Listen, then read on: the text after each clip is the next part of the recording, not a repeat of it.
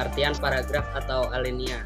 Paragraf atau alinea adalah suatu bentuk bahasa yang biasanya merupakan hasil penggabungan beberapa kalimat dalam upaya menghimpun beberapa kalimat menjadi paragraf.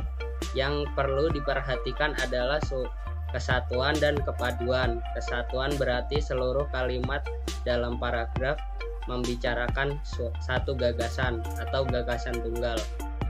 Kepaduan berarti seluruh kalimat dalam paragraf itu kompak, saling berkaitan mendukung gagasan tunggal paragraf. Dalam kenyataannya kadang-kadang kita menemukan alinea yang hanya terdiri atas satu kalimat dan hal itu memang dimungkinkan, namun dalam pembahasan ini wujud alinea semacam itu dianggap sebagai pengecualian karena di samping bentuknya yang kurang ideal jika ditentukan dari segi komposisi, alinea semacam itu jarang dipakai dalam tulisan ilmiah. Paragraf diperlukan untuk mengungkapkan ide yang luas dari sudut pandang komposisi. Pembicaraan tentang paragraf sebenarnya sudah memasuki kawasan wacana atau karangan sebab formal yang sebenarnya boleh saja hanya terdiri dari satu paragraf. Jika tanpa kemampuan menyusun paragraf, tidak mungkin bagi seseorang mewujudkan sebuah karangan. Paragraf yang efektif harus memenuhi dua syarat, yaitu adanya kesatuan dan kepaduan. Satu, kesatuan paragraf. Sebuah paragraf dikatakan mempunyai kesatuan jika seluruh kalimat dalam paragraf hanya membicarakan satu ide pokok, satu topik atau masalah. Jika dalam sebuah paragraf terdapat kalimat yang menyimpang dari masalah yang sedang dibicarakan, berarti dalam paragraf itu terdapat lebih dari satu ide atau masalah. 2. Kepaduan paragraf. Seperti hal kalimat efektif dalam paragraf juga dikenal istilah kepaduan atau koherensi. Kepaduan paragraf akan terwujud jika aliran kalimat berjalan mulus dan lancar serta logis. Untuk itu cara repetisi, jasa kata ganti dan kata sambung serta frasa penghubung dapat dimanfaatkan. Paragraf memiliki banyak ragamnya. Untuk membedakan paragraf yang satu dari paragraf yang lain berdasarkan kelompoknya, yaitu jenis paragraf menurut posisi kalimat topiknya, menurut sifat aslinya, menurut fungsinya dalam karangan. 1. Jenis paragraf merupakan posisi kalimat topiknya. Kalimat yang isinya gagasan utama paragraf adalah kalimat topik. Karena berisi gagasan utama, itulah keberadaan kalimat topik dan letak posisinya dalam paragraf menjadi penting. Posisi kalimat topik di dalam paragraf yang akan memberi warna sendiri bagi sebuah paragraf. Berdasarkan posisi kalimat topik, paragraf dapat dibedakan atas 4 macam, yaitu paragraf deduktif, paragraf induktif, paragraf deduktif induktif, paragraf penuh kalimat topik. Paragraf deduktif adalah paragraf yang letak kalimat pokoknya ditempatkan pada bagian awal paragraf, yaitu paragraf yang menyajikan pokok permasalahan terlebih dahulu, lalu menyusun uraian yang terinci mengenai permasalahan itu, gagasan paragraf atau urutan umum khusus.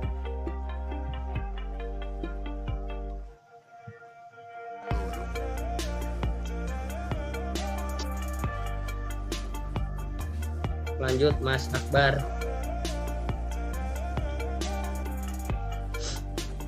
B. Paragraf induktif. Bila kalimat pokok ditempatkan pada akhir paragraf akan terbentuk paragraf induktif, yaitu paragraf yang menyajikan penjelasan terlebih dahulu, barulah diakhiri dengan pokok pembicaraan. C. Paragraf deduktif induktif. Bila kalimat pokok ditempatkan pada bagian awal dan akhir paragraf, terbentuklah paragraf deduktif induktif. Kalimat pada akhir paragraf umumnya menjelaskan atau menegaskan kembali gagasan utama yang terdapat pada awal paragraf.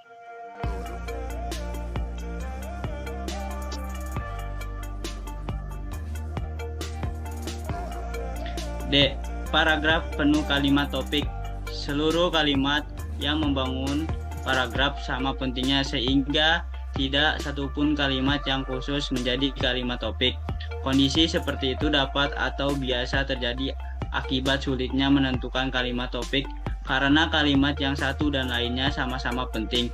Paragraf semacam ini sering dijumpai dalam uraian-uraian bersifat deskriptif dan naratif, terutama dalam karangan fiksi.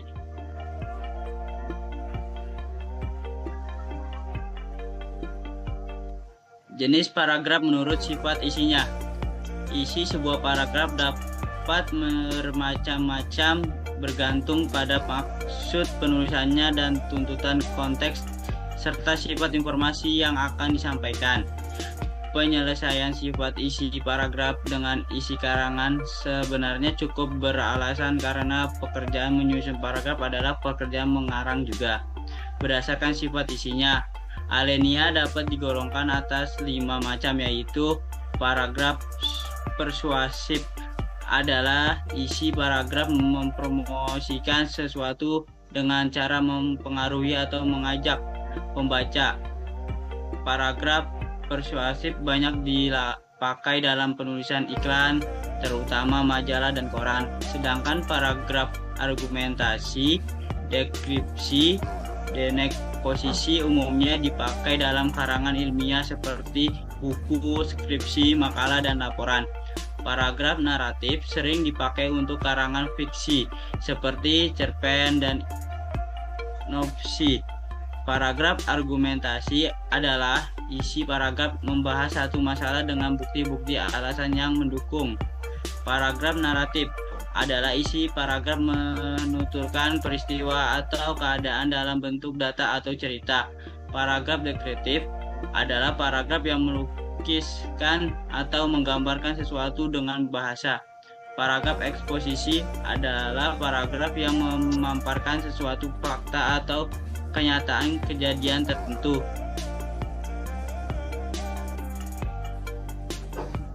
Jenis paragraf menurut fungsinya dalam karangan. Menurut fungsinya, paragraf dapat dibedakan menjadi 3, yaitu paragraf pembukaan bertujuan mengutarakan suatu aspek pokok pembicaraan dalam karangan sebagai bagian awal sebuah karangan. Paragraf pembuka harus difungsikan untuk 1.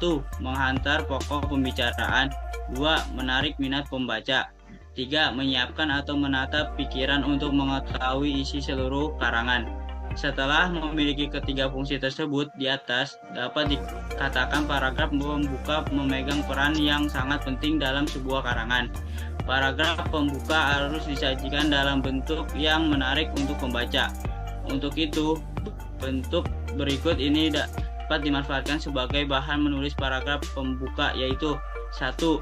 Kutipan, peribahasa, anekdot, 2. Pentingnya pokok pembicaraan, 3. Pendapat atau pernyataan seseorang, 4. Uraian tentang pengalaman pribadi, 5. Uraian mengenai maksud dan tujuan penulisan, 6. Sebuah pernyataan.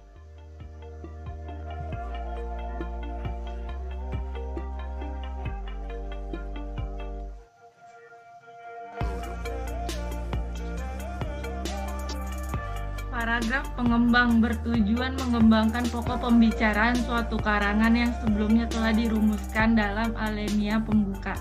Paragraf ini di dalam karangan dapat difungsikan untuk pertama, mengemukakan inti persoalan, 2. Memberikan ilustrasi, 3. Menjelaskan hal yang akan diuraikan pada paragraf berikutnya, 4. Meringkas paragraf sebelumnya, 5. Mempersiapkan dasar bagi simpulan.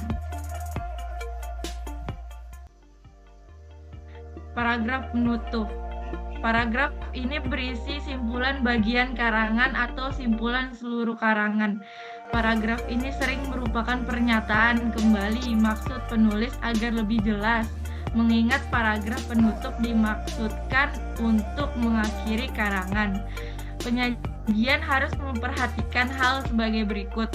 Pertama, sebagai bagian penutup, paragraf ini tidak boleh terlalu panjang. Kedua, isi paragraf harus berisi simpulan sementara atau simpulan akhir sebagai cerminan inti seluruh uraian. 3. Sebagai bagian yang paling akhir dibaca. Disarankan paragraf ini dapat menimbulkan kesan yang mendalam bagi pembacanya.